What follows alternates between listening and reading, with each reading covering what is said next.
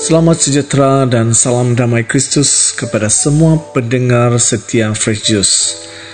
Renungan kita pada hari ini diambil daripada Injil Lukas, bab 19 ayat 11 hingga 28 yang bercerita tentang perumpamaan wang mina. Oleh itu marilah kita mempersiapkan diri dan hati kita dengan hening seketika untuk mendengar dan menerima kabar sukacita Tuhan melalui firman-Nya.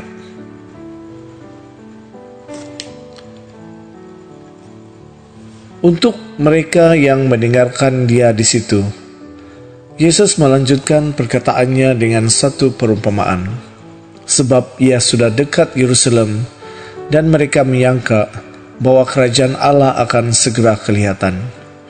Maka Ia berkata, ada seorang bangsawan berangkat ke sebuah negeri yang jauh untuk dinobatkan menjadi raja di situ, dan setelah itu baru kembali.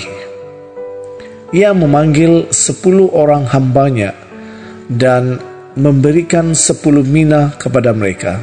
Katanya, pakailah ini untuk berdagang sampai aku datang kembali. Akan tetapi orang-orang sebangsanya membenci dia, lalu mengirimkan utusan menyusul dia untuk mengatakan, kami tidak mau orang ini menjadi raja atas kami. Dan terjadilah ketika ia kembali, setelah ia dinobatkan menjadi raja, ia menyuruh memanggil hamba-hambanya yang telah diberinya uang itu untuk mengetahui berapa hasil dagang mereka masing-masing. Orang yang pertama datang dan berkata, Tuan, mina tuan yang satu itu telah menghasilkan 10 mina. Katanya kepada orang itu, baik sekali perbuatanmu itu, hai hamba yang baik. Engkau telah setia dalam perkara kecil. Karena itu terimalah kekuasaan atas 10 kota. Datanglah yang kedua dan berkata, Tuan, mina tuan telah menghasilkan 5 mina. Katanya kepada orang itu, dan engkau kuasailah 5 kota. Dan hamba yang ketiga datang dan berkata, Tuan, inilah mina tuan. Aku telah menyimpannya dalam sapu tangan, sebab aku takut akan tuan, karena tuan adalah manusia yang keras. Tuan mengambil apa yang tidak pernah Tuan taruh, dan Tuan menuai apa yang tidak Tuan tabur. Katanya kepada orang itu, hai hamba yang jahat, aku akan menghakimi engkau menurut perkataanmu sendiri. Engkau sudah tahu bahwa aku adalah orang yang keras, yang mengambil apa yang tidak pernah aku taruh, dan menuai apa yang tidak aku tabur. Jika demikian, mengapa uangku itu tidak kau berikan kepada orang yang menjalankan uang? Maka sekembaliku aku dapat mengambilnya serta dengan bunganya. Lalu katanya kepada orang-orang yang berdiri di situ, ambillah mina yang satu itu daripadanya dan berikanlah kepada orang yang mempunyai 10 mina itu. Kata mereka kepadanya, Tuan, ia sudah mempunyai 10 mina. Jawabnya, aku berkata kepadamu, setiap orang yang mempunyai, kepadanya akan diberi.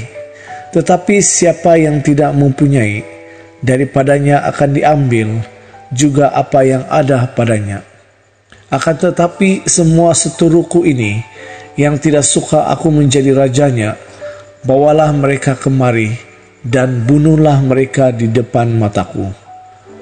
Dan setelah mengatakan semuanya itu, Yesus mendahului mereka dan meneruskan perjalanannya ke Yerusalem.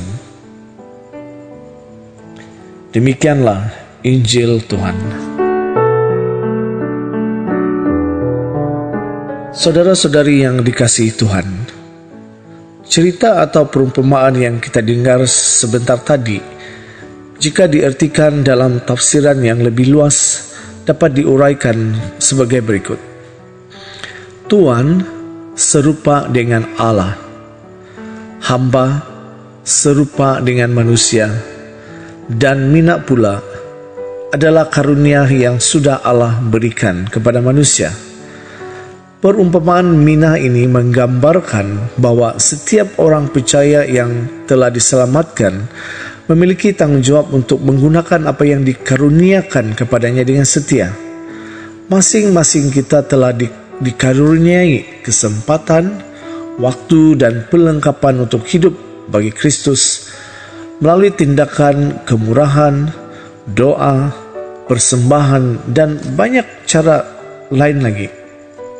Setiap orang diberi anugerah, namun Allah tidak pernah memberi satu ukuran sampai mana orang harus mengembangkan karunia-Nya. Allah berkehendak agar manusia tidak diam, lalu membiarkan karunia itu seperti saat diberikan dan akhirnya tidak berguna. Allah mau agar karunia itu dikembangkan lebih jauh.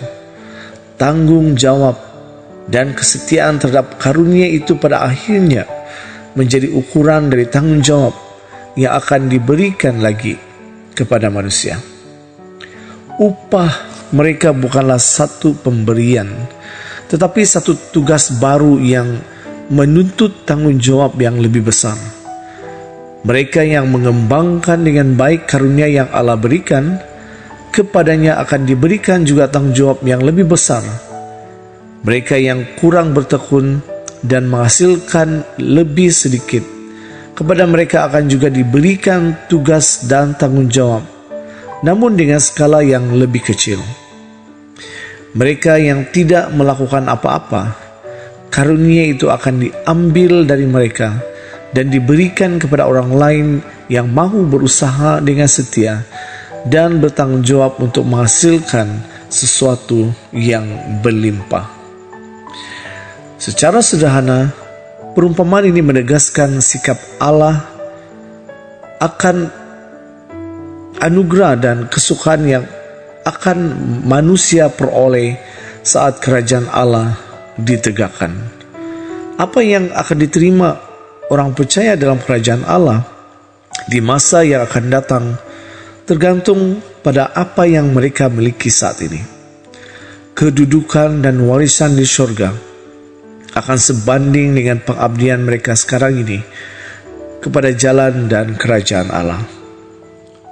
Allah sudah memberikan kepada kita anugerah-anugerah yang luar biasa. Namun Allah tidak berhenti sampai di situ. Ia mau agar apa yang sudah ada dalam hidup kita selalu disyukuri dan dikembangkan. Cara-cara sederhana untuk selalu mensyukuri dan mengembangkan karunia itu adalah dengan tetap setia dan bertekun dalam doa, menunjukkan kualiti hidup orang Kristen di tengah dunia masa kini, mau menjadi sesama bagi semua orang, tidak segan dalam memberi pertolongan, dan menggunakan bakat-bakat yang kita miliki untuk semakin memuji dan memuliakan nama Tuhan. Mari kita bersyukur dan mengembangkan bakat yang sudah Allah berikan dalam hidup kita. Sekian saja renungan hari ini. Semoga kita berjumpa lagi di siri renungan yang selanjutnya. Tuhan memberkati dan salam Fresh Juice dari Sabah, Malaysia.